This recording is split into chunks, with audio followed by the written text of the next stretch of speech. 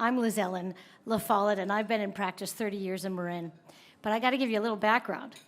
I actually went to high school in Marin. My parents moved to San Francisco in '71 from Europe, hence the language acquisitions, because in Europe you get a lot of languages. And my mom said, oh, you know, everybody else was going to Lowell, but Liz Ellen, you're off to KBS at the time, which was all girls, and boarding at the Catherine Branson School.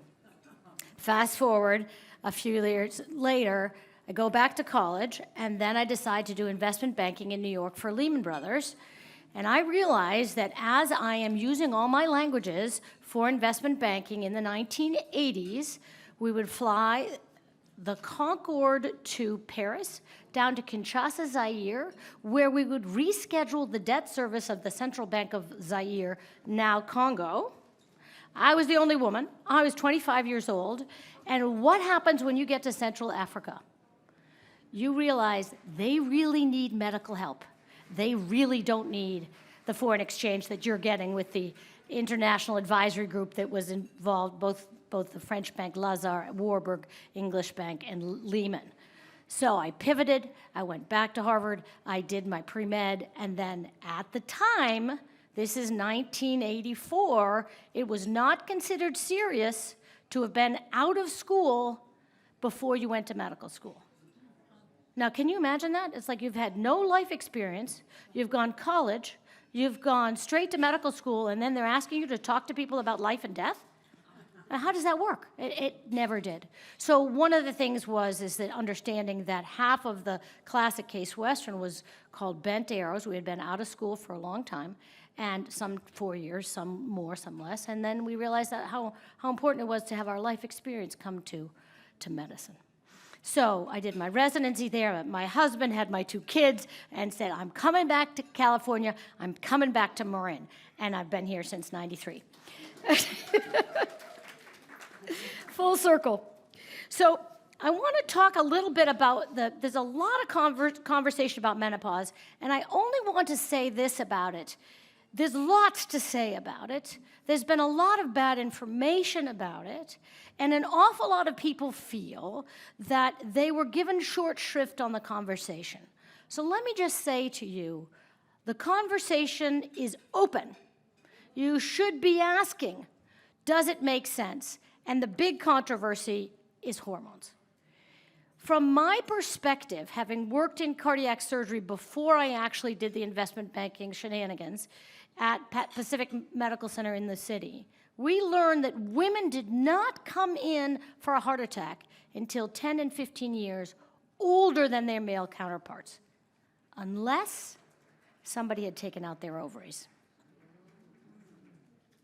So what does that tell you about cardiac health and hormones? What does that tell you about how protective our ovaries are for life? And the risk-benefit analysis of use of hormones is something that really is important to have a conversation with your doctor about. So what's the big deal? Here's the big deal: social media. There are 1,000 people that are talking about hormones and menopause and longevity. I got started as a medical advisor for Naomi Watts in her company called Stripes. This was 2 or 3 years ago. And what was the message? The message was, I'm a young, vibrant actress. I hit menopause and my life is over for Hollywood, right? And the conversations about how could we make sure that that's not true. So I think we really all need to understand that the information about hormones from 20 years ago with the WHI was misleading, it was imbalanced, and it was not relative to each of us. So having said that, I have hours to talk about hormones, but that's not the topic of this conversation. The topic of this conversation is how do we live better and longer and well? So, I'm going backwards, so that doesn't help you in any way. Let's talk about longevity. Okay, here we go. Now, the reason why I start with this comment, the book called Atomic Habits came out of a Stanford lecturer called Teeny Habits, which is basically the concept that everybody can tell you what you should be doing, but unless you're able to incorporate it into your daily life, you're not going to get there. So James Clear basically said, if you want to add a habit that you know you need to do, walk 20 minutes. Now, by the way, it doesn't take more than walking 20 minutes a day to actually have better, longer life. So don't have to go crazy on the treadmill and turn into, some athlete that maybe you were in high school, but maybe you weren't. And so the real important thing about that is that if you're able to add something to something you already do, you get up and you brush your teeth. Okay, now your dentist has been telling you for years that probably you should be flossing. Certainly for me, it was like, oh, yeah, So every year was the same conversation. Do you floss? I'm like, no. Are you going to floss? I'm like, I can't stand those stupid things. I can't pull them out. I just don't like them. So, exactly. Finally, the hygienist said, did you try the pick? Did you try the picks? And I'm like, there it is. Habit 1, brushing my teeth. Habit 2, flossing. I was never doing that before. I added it. So if you look at your day and you figure out what are the habits that you know you're going to do. You're going to put on your pants. You might take your shower. You're going to go for a walk. You're probably going to go feed the dog. Add something to it to make it real so that you can then feel like, wow, I actually am able to do what I'm trying to do to stay healthy. My goal today is the anniversary of my mom's birthday. She would be 92. She died at 86 of lung cancer. And the thing that was so clear about my mom was that she wanted everybody to know that she'd had a very long life and that she was very happy, and she was going to pick the day when she was going, and she took the medicines and had the approval of the doctors to be able to say, this is my day, and we were around her. So the grace of that, in terms of being at the end, reflected in full life, health span all the way up until 4 months before, and then gone. Okay, so to me, that is, since we're all living 20 years longer than our parents, we darn well should be living just as full as we possibly can. And that's one of the things I want to talk a lot about. So here we go. Let's talk about the negatives for a minute, and I'll go through each of these. Now, despite what most people who are over 65 are asked is, what is the leading cause of death? Most women will tell you it's breast cancer. Absolutely not. It's heart disease 7 times more than breast cancer. 310,000 women die of heart disease every year. Another hundreds of thousands from stroke. So combined, it's the leading cause of death by a lot. Hip fractures is related to bone density, and cancers we talked about in terms of breast cancer, lung cancer, and colon cancer, of course, being the biggies. So when you think about this, my back for longevity is let's address these issues and figure out how we can make these better. So let's talk a little bit about heart attack. I want to just say to you that for many patients that walk in my door, and I had somebody walk in my door recently who said, well, what should I do about exercise because I'm really exercising, and what should I said, the answer is 20 minutes a day. If you look at the brochures I gave you for the Buck Institute of Aging, they've studied aging in our backyard for 20 years, and most of us don't know about it. And it really talks about how little habits will make a difference in terms of longevity. But if you look at heart attacks, one of the problems, number one is women get it around 72. So if you think, if the age of menopause is 51, there's your 20 years, 15 to 20 years of protection, even if you don't do hormones, from the loss of hormones at 50 to when you get a heart attack. So that's really important, right? The other thing has to do with prejudice of information. And unfortunately, women have been given the short shrift about being listened to. Women go to the ER and complain of nausea. They complain of dizziness. They complain of jaw pain. Those are the signs of a heart attack, not crushing chest pains going down your left arm. Maybe some people will have that, but that's actually not the common ones. So when you look, Scientific American came out with this article a long time ago, about 2005. When you look at female ER attendings that take care of women who come in with these non-specific, in their view, non-specific complaints, guess what? They identify a heart attack much more common than the male counterparts, and therefore the mortality is less if you happen to have an ER doctor who's female. And even better, if there's one female ER doctor, and working with men ER doctors in her group, those guys will do better than guys that are only men in the room. So, we do help each other. That is the point of this, and it makes a huge difference. So, here are the statistics about heart disease that I talked about a little bit. I just, I really want people to understand. It's 330,000 women, I think, in 2024. It's 1 in 5, and stroke is almost 60% of women, and that the average age of stroke is 75. So, I think one of the things we have to realize is that although menopause indicates that we're losing our hormones, it's a pivot point to understand that the risk of disease slowly increases over time, not overnight, and that when the consequences of not doing things to be healthy may, in fact, be mitigated if you put some behaviors in here that'll make a difference. So, and then this is so important. So I had a patient come in on Tuesday, and she said to me, everybody in my family has osteoporosis. And I am an active swimmer. I've always been an athlete. What should I do? I said, well, where's your bone density? She said, well, that's funny. Nobody asked me to do a bone density. I said, okay, let's do a bone density. So she is active. She's 60. She's a competitive swimmer. She has osteopenia. Okay, so if you look at Marin County in general, it is very, very hard to find a normal bone density in women here. Now, that is really something that's related to what happened when you were in high school. So I do have to say that some of this is not by anybody's fault. It's what we were taught and how we were able to actually deal with exercise and nutrition in high school, because that's where you lay down bone. So for everybody that has a teenage or a young daughter or granddaughter or niece, make sure they understand birth control will make a difference on their bone density, and that for birth control pills to protect their bone, the rule is 30 under 30. So 30 milligrams of a birth control pill protects the bone if you're under 30. Lower doses do not.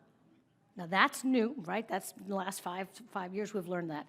So that is going to make a difference when they're 50. So I said to her, well, okay, you have osteopenia. And she goes, well, guess what? I said, well, you're going to have to do some stuff about this. This is really important. She goes, okay, I started lifting now. I'm doing CrossFit. And every other of my sisters, and I have an older one and a younger one, are already osteoporotic.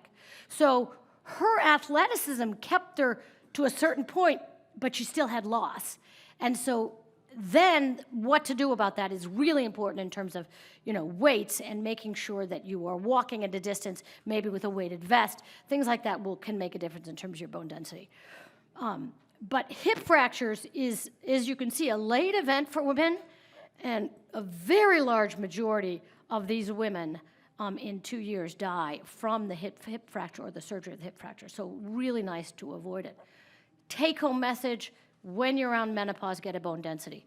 Ask your doctor for a bone density, really important, because that's where we at least know where you stand, and we may be able to actually make a difference as you age. So breast cancer, I just want to, it's obviously something that this county is extremely aware of, and I think they're very, very concerned about it, but it is 1/7 as common as heart disease or stroke. And now most women that have postmenopausal breast cancer are going to not only survive, but survive well. And I think we need to understand that perhaps the incredible focus on breast cancer is misplaced in terms of longevity. So, most important thing, how can you live better and longer, and what can you do? Now, I'll give you an example of, I'm going to repeat this habits, add something to habits. So in the beginning of his book, he says, write down every habit that you do right now. And then how do you add to it? So if you write down your habits on a daily basis, you'll be able to make a difference in terms of this. So I'm going to tell you 5 habits, and you're going to be able to get these slides. Really important. But for example, my patient who has the low bone loss, and despite her family history of osteoporosis, right, she's now doing strength training. That will change her bone and hopefully make it at least stable, if not better. And I think that's the other thing we need to understand. There is, interestingly enough, a recent UCSF finding that in breastfeeding women, there's a molecule that they've isolated at UCSF that preserves bone in breastfeeding moms. So not only should that C125 or whatever it's called, and it's not 125, it's C something or other. It doesn't even have a name yet, but it was identified by a wonderful researcher who I happen to have delivered her first baby. And the thing that's interesting about that is, if you can imagine that if breastfeeding women don't lose bone, what is in that substance or in that molecule, that protein, that we could then harness for all of the women that have low bone loss, right? Because, I mean, that would be fantastic, right? Simple thing. I mean, at least it exists, so that's number one. So the other thing is about movement. Now, one of the things that you'll learn, the Buck, when I talk to you about the Buck Institute of Aging, I want you to know that they've been in the aging space for 20 years. What makes a difference in terms of longevity for movement? A 20-minute walk a day. Doesn't have to be more. A 20-minute walk a day. Now, how many Americans walk 20 minutes a day? Not a lot, amazingly, right? So when I go and do my rounds at the hospital, I never take the elevator, and I make sure I'm always walking on all of the wards as I can, because that's going to be my 20 minutes, even if I don't have time to actually do it in a day-to-day focused. So just, park a little further away, take a long way around to get back to your car. Simple things that'll make a difference in terms of your bone health and your metabolic health and movement. Obviously, looking at, diabetes is another thing, and brain, I want to talk a little bit about brain, cognitive function in terms of brain. One of the things that's really important about being able to live long is to have two parts of your day. One part is active and paying attention to what you're eating and paying attention to what you're doing physically and intellectually in terms of cognitive stimulation, which makes a difference. But the other part is sleep. And if you think about sleep and sleep disruption, I'm an OBGYN. I'm still delivering babies 30 years in. I must be absolutely nuts. But one of the things I learned by, all these new, handheld devices, this happens to be a Whoop, but if it's not a Whoop, you can use an Oura Ring. What does it tell me about my disrupted sleep? It tells me that I have a fabulous time delivering a baby in the middle of the night, and that's why I'm still doing it, because I love my job. But the other thing it says is when I go to sleep, I extract unbelievable sleep as soon as I'm unwound from the birth.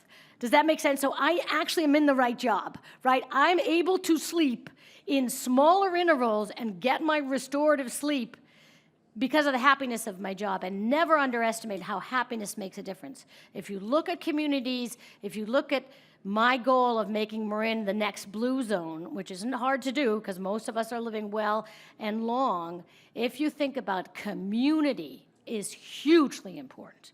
You need to have friends. You need to do things together. You need to reach out to make a difference, because happiness probably is the most important thing in terms of longevity, and a little bit hard to study, but clearly identified in the blue zones that you can see internationally. We talked a little bit about physical activity.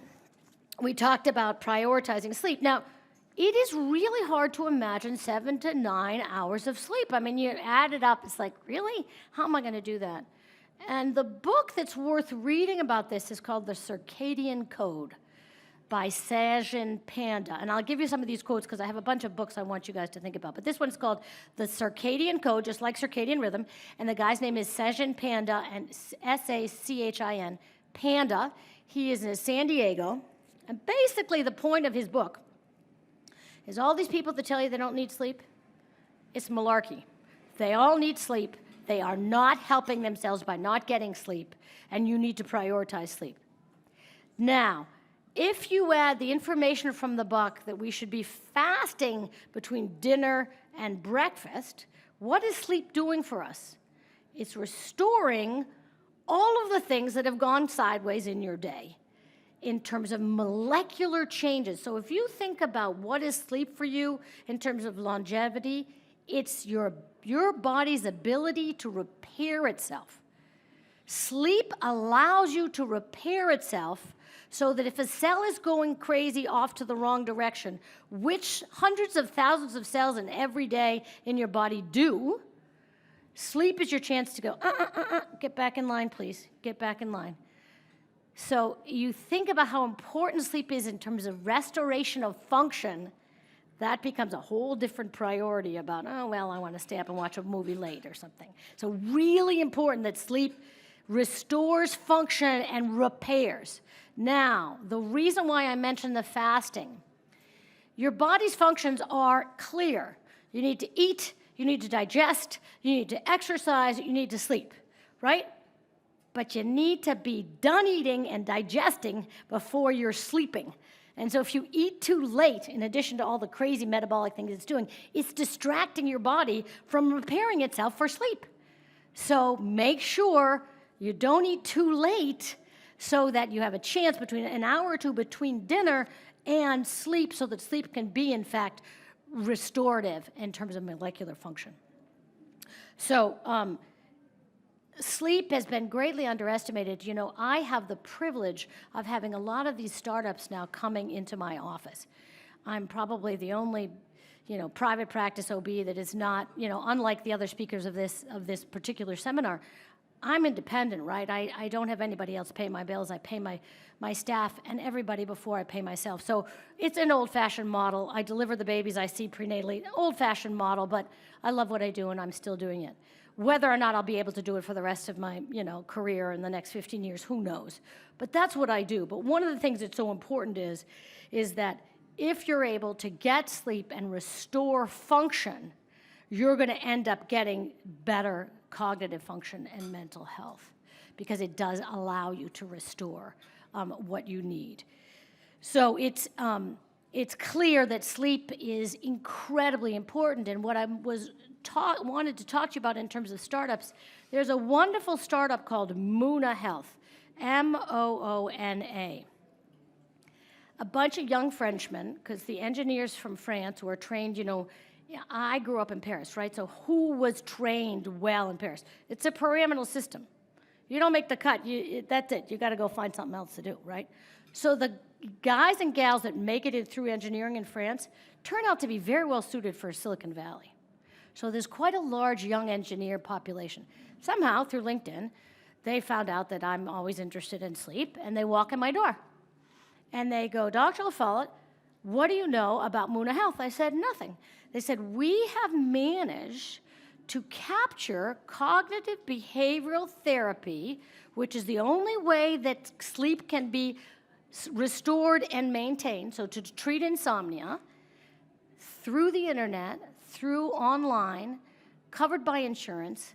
And so for everybody that that doesn't sleep well, they should get their doctors to refer to Moona Health, because it's covered and it helps with sleep, which means I'm helping with your longevity and your health, right? So that's a better mousetrap. To have cognitive behavioral therapy for insomnia was something that very few people were doing, and it was expensive and it was time-consuming. Nope, 6 sessions on the internet, in terms of, it's just so simple and so much better. Right? So that's my job, is to find the new stuff, and if it's a better mousetrap, tell you about it so we can all get better about that. So there's a lot of women that walk in my door and say, I don't sleep well. I'm like, okay, let's talk about sleep. So really important to understand this is really health span and protective. All right, now, of course, we all have heard about diabetes and GLP-1s, and I don't know if any of you saw the 50-year anniversary of Saturday Night Live. Let me just tell you. Right? That and the Oscars, boy, does Hollywood look skinny. It's like, guess what? They were right about all the GLP-1s going to them. It's sort of like, they're looking great now. I mean, somebody like Tom Hanks, who never really looked that heavy, he's looking skinny. Bonnie Raitt, I'm like, oh my goodness. It's like, okay, here we are. Anyway, the interesting thing about the GLP-1s, and if I look at it from the basic science, and that's why you have the Buck brochure, is the Buck scientists who have been living at the molecular level of aging think the mechanism of action of the GLP-1s. So it's a glucose peptide. So basically, it is an injection that's once a week that is to protect you against diabetes, but it really is for weight loss.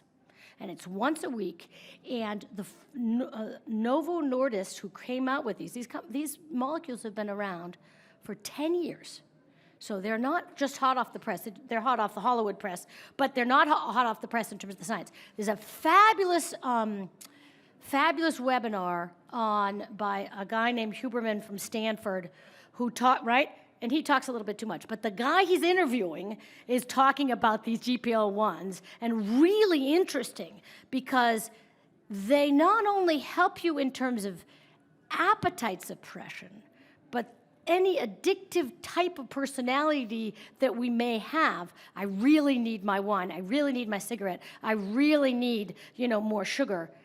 That noise in your head with these peptides seems to be quieted, which is dramatic. And it probably helps in the inflammation part of life. If you think about inflammation, the way I think about inflammation, it's the precursor to knowing something bad's happening. So if we can work on inflammation and decreasing inflammation, that means that if you actually ache, take some Motrin, that's an anti-inflammatory, decreases inflammation. Use those medicines, guys. That's really important to decrease inflammation. If you decrease inflammation, you probably improve the repair of your cells and have fewer cells that go sideways in terms of a cancer. So GLP-1s seem to be this new category of drugs.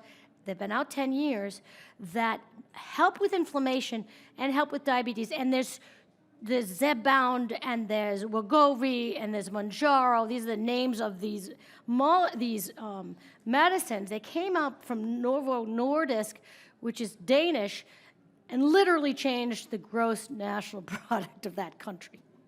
That's how much success they've had.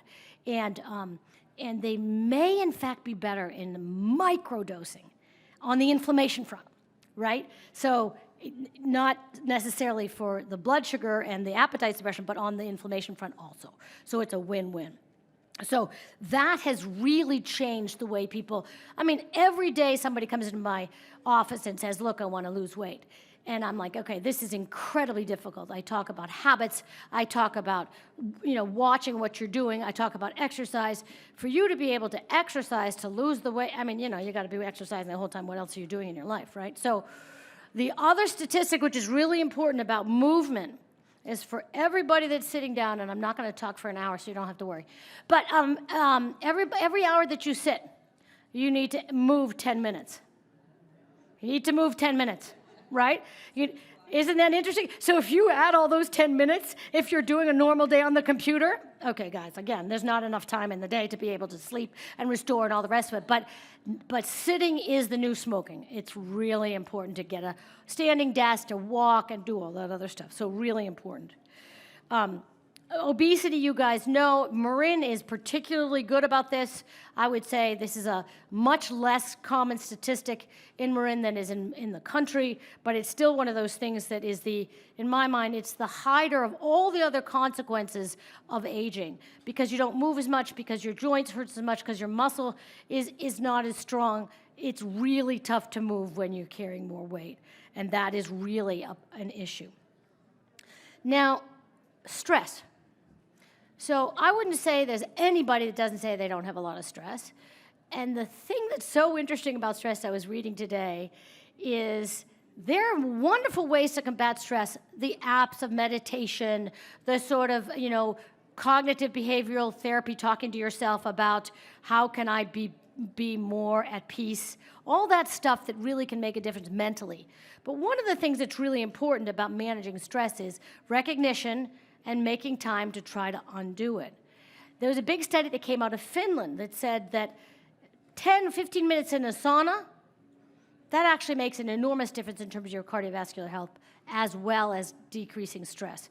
So I know we don't all have saunas in our lives, but that's an interesting thing to sort of have you can exercise and then you add sauna to it, you've actually improved your exercise and your cardiovascular health even more than just exercise alone. So again, really interesting stuff. So most of the stressors in this generation have been mitigated by them understanding work-life balance. And if I were to say one thing about generation, all of the, whether it's Generation X, whether it's the current young 20, 30, and 40-year-olds that are in my office that are pregnant, they are really clear that, that disability thing that said you could take a month off before you had a baby, guess what? They're all taking a month off, right? And if they're going to get, extra maternity leave, one of the things that was great about COVID was how much more maternity leave these young women are getting. So they're much better at a work-life balance. Went into labor the day after I was on call. I mean, it was crazy stuff because I was in residency. That's what we expected to do, and that's what we did. So that's probably something that they're better at than us. And then this idea of what you eat makes a difference. So I've been wearing a glucose monitor to try to understand what's happening to my blood sugar in a day. And there's two of them out in the market. One's called Libre. The other one is called Stilo. They're both over the counter.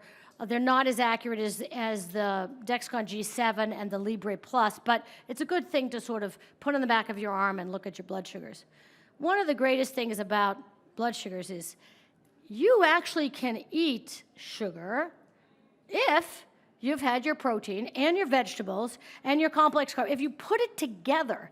So one of my titles for a book is How to Hide a Cookie.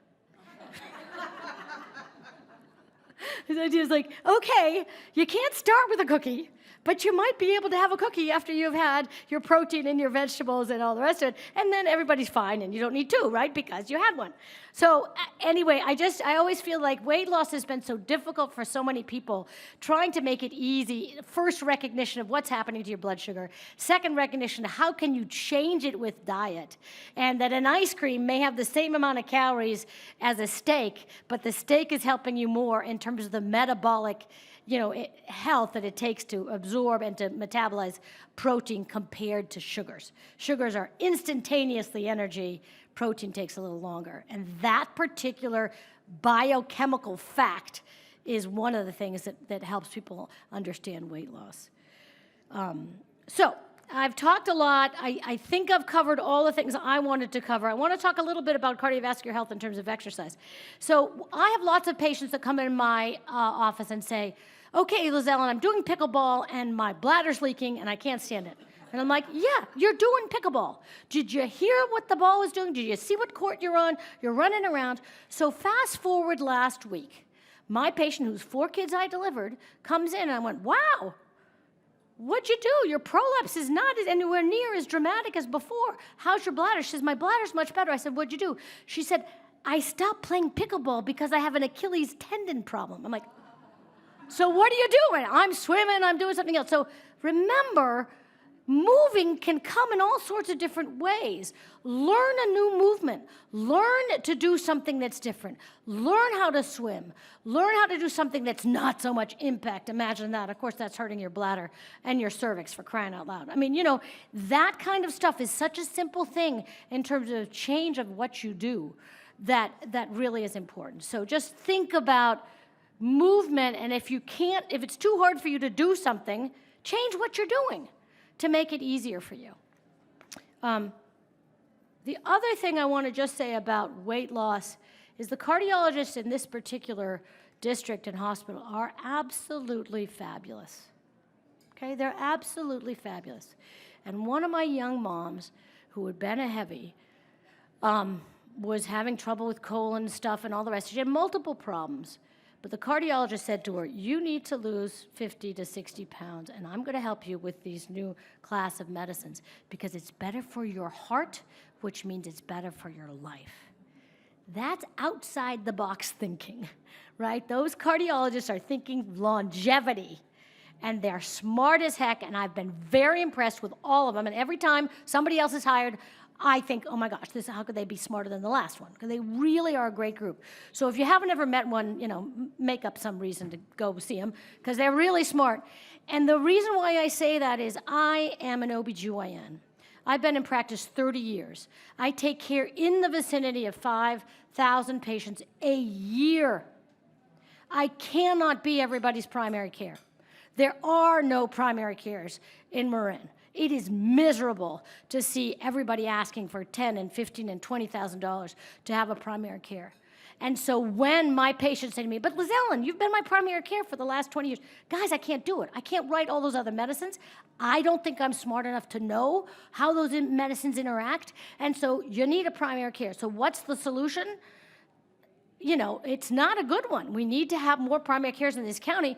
You have One Medical, you have some primary cares in Novato that have recently put in there, but there are none, and that's a really tough thing. So if you can't get to a primary care and you happen to have high blood pressure, cardiology will help you. So just telling you, there are ways to try to get around the impact of not having the doctors that we need. I mean, obviously, it would be great to address the primary care need in general, but I'm just saying there is not a single day that doesn't go by that somebody doesn't say to me, can you be my primary care, or can you give me a name of a primary care? And I can't. So that's the other take home. These are the ways to reach me. office@drlafollette.com is my email. Didn't seem to translate. I think there was one question about cognitive function and life that's really important. So a couple things about the neurons. There are more neurons in your gut than there are in your head. There are more estrogen receptors in your brain at menopause and beyond than there were before. So what does that tell you? That tells you that gut health and brain health go together, and it tells you that your body is looking for estrogen up here also when it starts to decline. So those are two factors that make an enormous difference in terms of cognitive health, some of which you can change and some of which you can't. But just recognize we are all one organism in this body. So yes, everything is interrelated. And when someone says to me, well, do I need to do my hormones? You know, hormones change day to day, even in menopause. So I don't usually test hormones, except for to prove that somebody's in menopause, and it's not thyroid, and it's not a prolactinoma, and it's not some of these other things that are more rare but still don't want to be missed. But the reality is that hormones do play a level at all of our tissues, and the brain is one of them. And if you look at data looking at hormone replacement therapy close to menopause and cognitive function, there clearly seems to be a protective effect. So, okay. All right, thank you, Dr. LaFollette. You're welcome. Let's give her It's a a lot of warm material. round of applause. And now we have time for questions. And I'm going to ask you, if you would, to repeat the question. That's going to help for our recording. So if you've got questions, ask away. I'll run the mic to you. So here we go.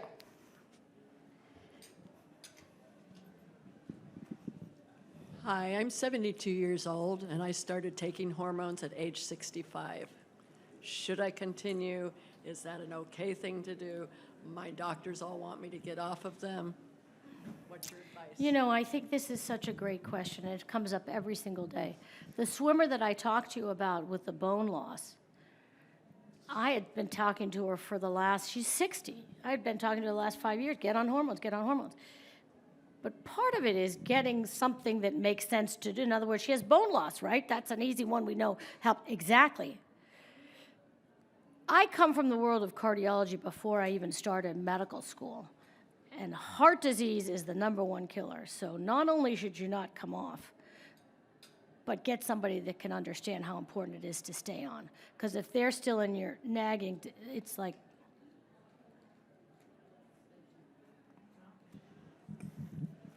I was on hormone replacement therapy, and they blame that for the reason that I got breast cancer. And I'm almost done with the treatment for breast cancer. I'll be 5 years out in June. I'm wondering about, I loved the hormone replacement therapy, but they made me stop it when I got breast cancer. you know, I think this is finally becoming the most important topic. It's how do we treat breast cancer, postmenopausal breast cancer patients who were treated for 5 years with tamoxifen or radiation lumpectomy, whatever. What's our next step? And I think the cutting edge of this information is coming from some of these startups that are really looking at hormone replacement therapy. MIDI Health is one of them. Alloy, A-L-L-O-Y is another one. MIDI Health started here, well, I think maybe Southern California, but couple of the 2 or 3 advisors that I've communicated with do exactly address this question.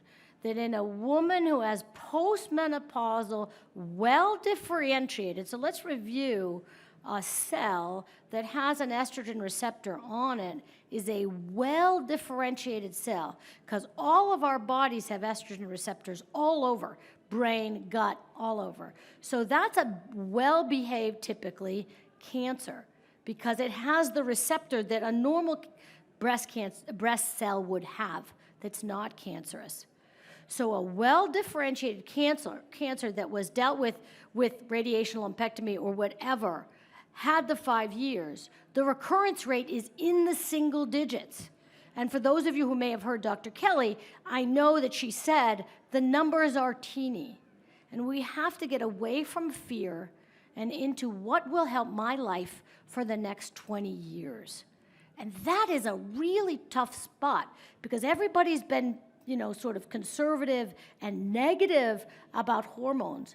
When you, just because your breast cancer had estrogen, which means it's a well-behaved cancer, does not mean that exogenous estrogen from hormones is going to feed it. In fact, when this whole discussion about hormone replacement therapy and cancer risk happened, and everybody in the country stopped hormones. Of course, in fairness, they were using, synthetic hormones that were mare's urine, et cetera, so God knows what that was up to. But never mind, there was no change in the breast cancer rate. So why are we hearing about that now, 20 years later? If there was no change in the breast cancer rate, how are you calling it cause and effect? It's a co-traveler. But an estrogen receptor, and this is my question to the Buck scientists. I haven't gotten an answer yet, but I'm working on it. Just because a cell has a receptor on it, why do you assume that an exogenous molecule is going to jump on that and feed it? Right? It's an interesting question, because the estrogen that was in your body before your breast cancer was probably 10 times and 15 times higher than it is now, because they've dried you out from the 5 years of tamoxifen or whatever you're doing. So now you're nowhere near where you were, and there are clearly people in the WHI study from 25 years ago who stayed on hormones anyway, and they had less breast cancer recurrence. So we're not letting women have all of this information because it's scary, because everybody doesn't want to have, well, what if it recurs? What if you're the one that happens to have, what if, the answer, if life progresses, there's lots of things that we do probably today that are not right. This, to me, is very punitive on the how do you treat postmenopausal breast cancer, which is usually relatively, I'm not saying it was a benign thing to go through, but I'm just saying your survival rate is high. Are we withholding other things that may not, in fact, be to your benefit? So that's a long answer. Sorry. Another question. And if you could just quickly repeat it. Oh, sorry. Hi there. In 2005, I ended up with blood clots, and I ended up finding out that I had the factor V Leiden gene. No hormones. Is that still the case? Let's talk about that. I figured that was a great question for my All right, entry so on here this. we go. There are clotting factors that people inherit that give them a higher risk of having a blood clot. Now, let's talk about how you use either the birth control pill or hormones. Estrogen has been known for 40 years that if you take it orally and goes through the liver, it increases the entire clotting cascade. There are 12 clotting factors. They all double. And how do I know that? Because I worked for hematologist oncologists in medical school, and I was the control because I never took the pill, right? And everybody on the pill, all these clotting factors. So why was that a big surprise that people were getting blood clots on the pill? That shouldn't have been a big surprise. Look at the clotting factors that are doubled, right? So when you go through the oral and through the liver, called the first pass effect, you are doubling your clotting risk. So now you have something that gives you a higher clotting risk as it is. Don't go through the liver. Transdermal estrogen as a patch or a gel or a cream doesn't increase your clotting factors. So there's the conversation. If you were to do it, put it through the skin. Mm-hmm. All right, other questions? Thank you, ladies, for all these questions, because now it brought me to my question. So in the old days, it was Premarin. What are the hormones now that you would So prescribe? Premarin was, remember, extracted from mare's urine, and it was a Wyeth product, and literally overnight in 2020, I'm sorry, in 2000, it went, basically belly up from the perspective of production. We're trying to use what's the fancy word that everybody seems to be stuck in is bioidentical. And I think a better word is body identical. So if you look at what's happening in the UK, they use the word body identical. So what did your ovaries used to make? Ethinyl estradiol, so E2 estradiol, and micronized progesterone. Those are body identical molecules. They come in a patch, in a gel. Progesterone is in a pill form because there's no cream that could cover your body enough to get the right dose. So unfortunately, there's either a patch that has both, or a patch and a pill that has both, or a gel and a pill. But the reality is we are using body-identical hormones. We have been for 15 years.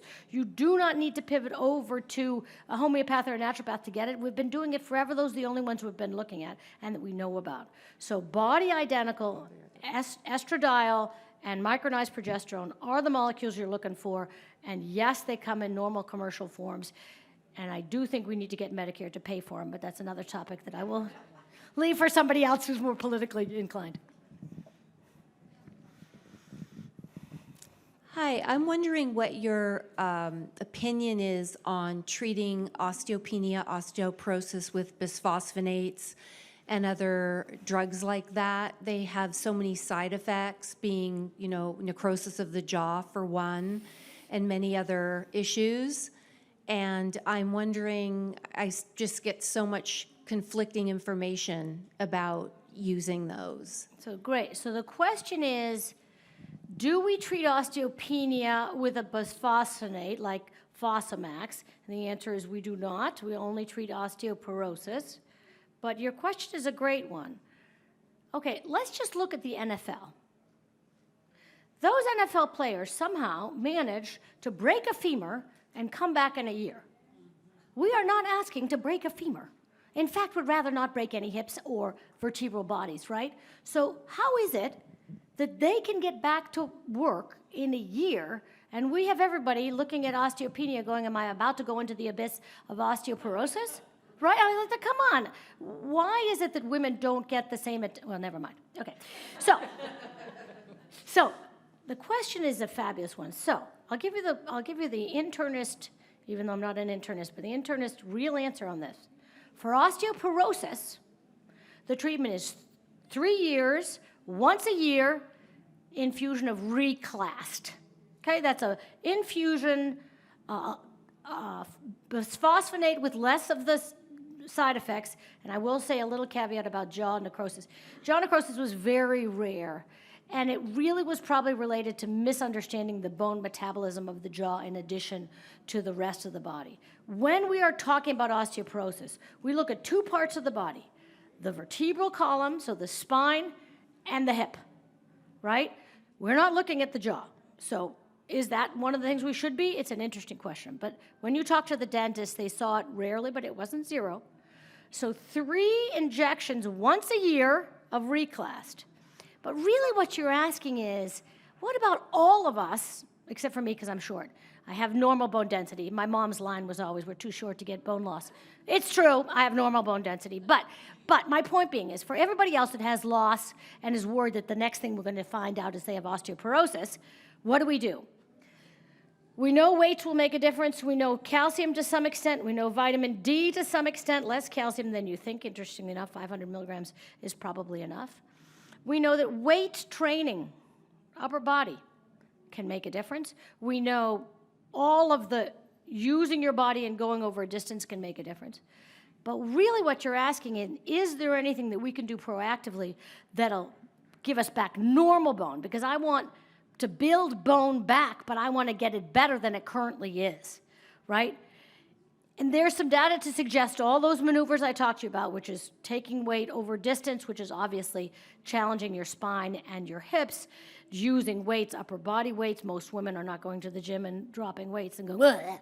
You know, that's not something that most of us even knew how to do, let alone whether we are doing them correctly. And then making sure the diet has all the supplements to the building pieces for bone that should make a difference. But I think the answer is not perfect, because I really want to ask the question is, I know my bone's bad now. Go back to my normal bone. I want to go back to that number. Why am I settling for where I am now? And I don't think we have that answer yet. But I think we should ask that question. Is there, somebody, I know, I see you, but I'm wondering if there's somebody who wants to ask a question who hasn't yet. Oh, back there, okay. Hold on, let me run. Let me get this to you, because we want to get it for the recording, so go ahead and speak. So how does that work with Prolia? Is that the right pronunciation? Prolia? Or is Yes, so it's a great question of the, so one of the problems with the bisphosphonates is, so the question was, what about Prolia? So I'm going to give you a brief description of the kinds of agents that are out there. Prolia and Forteo were billed as helping build bone back in addition to freezing. Now, let me talk a little bit about bone, and I think this is the greatest visual that you'll need. You have osteoblasts that are building the bone, and you have osteoclasts that are chewing the bone. So in a typical athlete, right, these guys work together, right? The bone's building, the chewing, they're remodeling, they're making sure that you don't have strange little bone spurs in places you're not supposed to have. Okay, so you hit menopause, guess what happens? The builders stop, the chewers continue. Okay, so what is Prolia and Forteo supposed to do? They're supposed to get them both to work together. What does Fosamax and all those others? They just stop the class.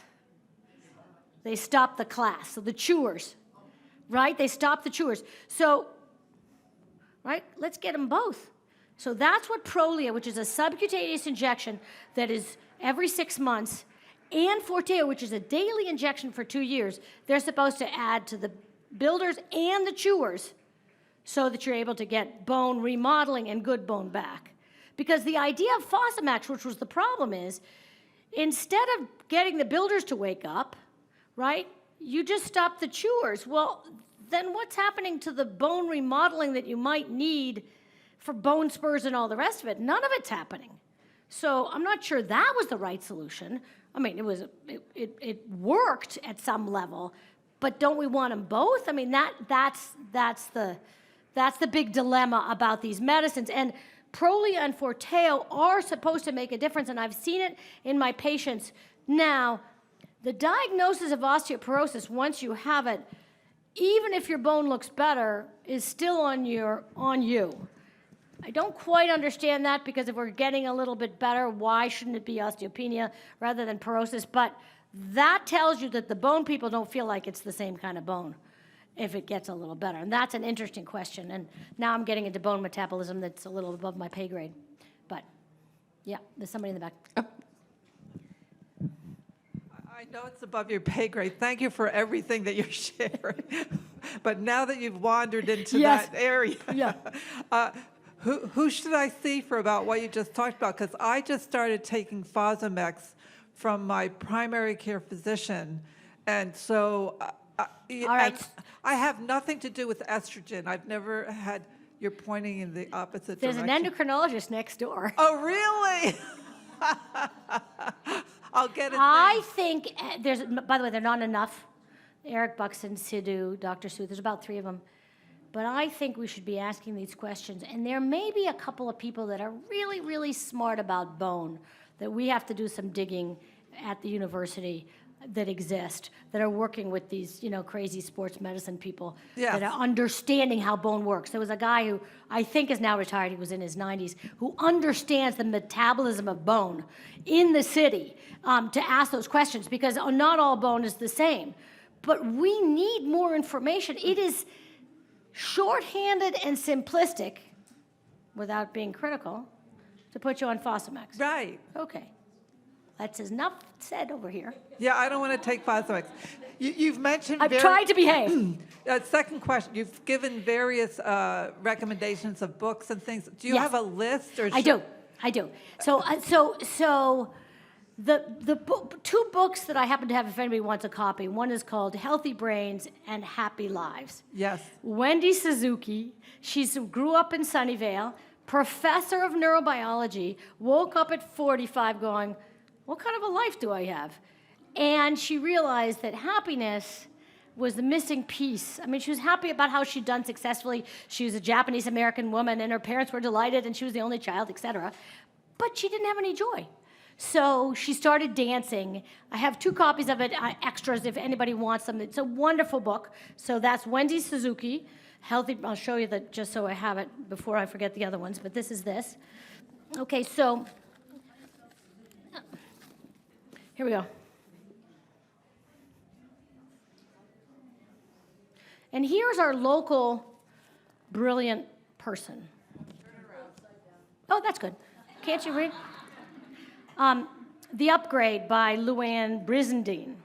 Luann's a emeritus professor of UCSF and started the Menopause Clinic and Hormone Clinic at UCSF 35, 40 years ago.